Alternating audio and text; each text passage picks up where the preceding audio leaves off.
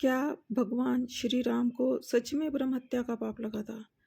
रामेश्वरम की अद्भुत कथा। क्या आपने कभी सोचा है, मर्यादा पुरुषोत्तम भगवान श्री राम, जो स्वयं भगवान विष्णु के अवतार थे, क्या उन्हें भी ब्रह्म हत्या का पाप लग सकता था? ब्रह्म हत्या का दोष कैसे लगा था भगवान श्री राम को? अगर आप जानना चाहते हो तो इस वीडियो को जरूर एंड तक देखिएगा। जय श्री राम। दोस्तों, रामायण केवल एक युद्ध की कहानी नहीं है। यह धर्म, मर्यादा, कर्म और सत्य का ऐसा महासागर है जिसमें जीवन का हर उत्तर छिपा हुआ है। भगवान श्री राम ने हमेशा धर्म का साथ दिया। उन्होंने राक्षसों का नाश किया, सत्य की रक्षा की और पूरी मानवता को आदर्श जीवन जीना सिखाया। लेकिन रामायण का भी एक ऐसा प्रसंग आता है जिसे सुनकर हर कोई सोच में पड़ जाता है कि एक रावण जैसे अत्याचारी, एक अधर्मी, उसने सीता माता का हरण किया, फिर भी जब भगवान ने उसका वध किया तो उन्हें ब्रह्म हत्या का दोष लगा।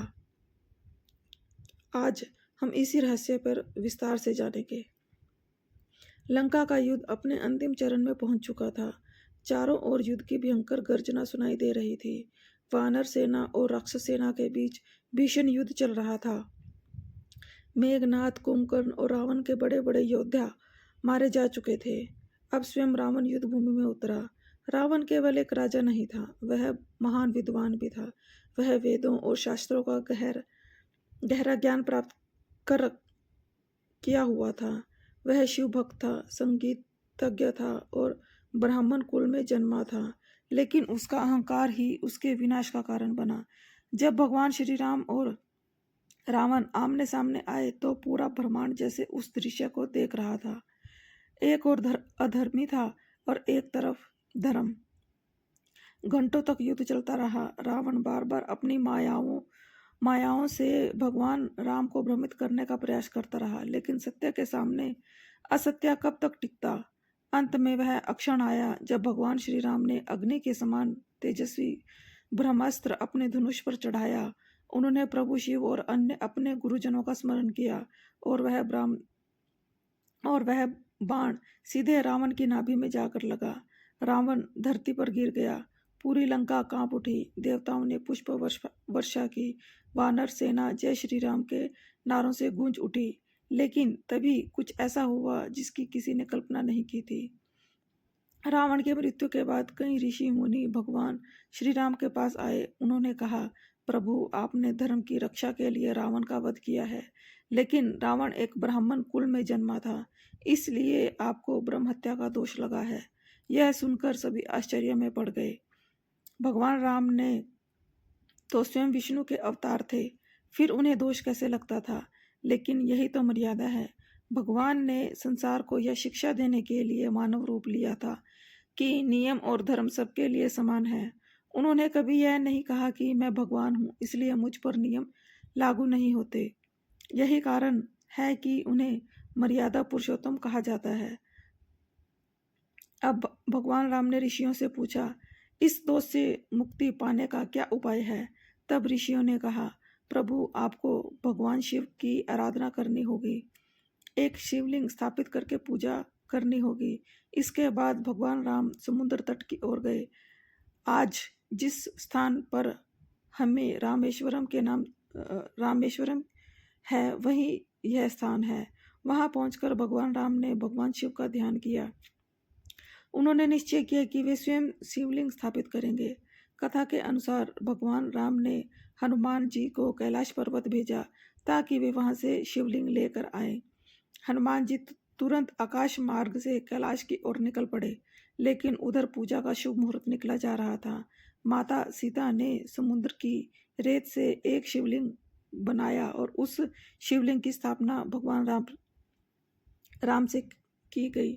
भगवान राम ने वहां पर एक कुंड में स्नान किया और स्वच्छ होकर शिवलिंग की स्थापना की। इस कुंड को ब्रह्म हत्या के पाप से मुक्त किए जाने वाला कुंड के नाम से भी जाना जाता है। ये कुंड आज भी वहाँ पर स्थित है और लोग आज भी अपने पापों से मुक्ति पाने के लिए वहाँ पर स्नान करते हैं। भगवान शिव उस भक्ति और श्रद्धा से अत्यंत प्रसन्न हुए। कहा जाता है कि उस शिवलिंग को आज रामानाथ स्वामी ज्योतिर्लिंग कहा जाता है, जो 12 ज्योतिर्लिंगों में से एक है। कुछ समय बाद हनुमान जी कैलाश से शिवलिंग लेकर लौटे, लेकिन जब उन्होंने देखा कि स्थापना पहले ही हो चुकी है तो वे थोड़ा दुखी हुए। उन्होंने सोचा, प्रभु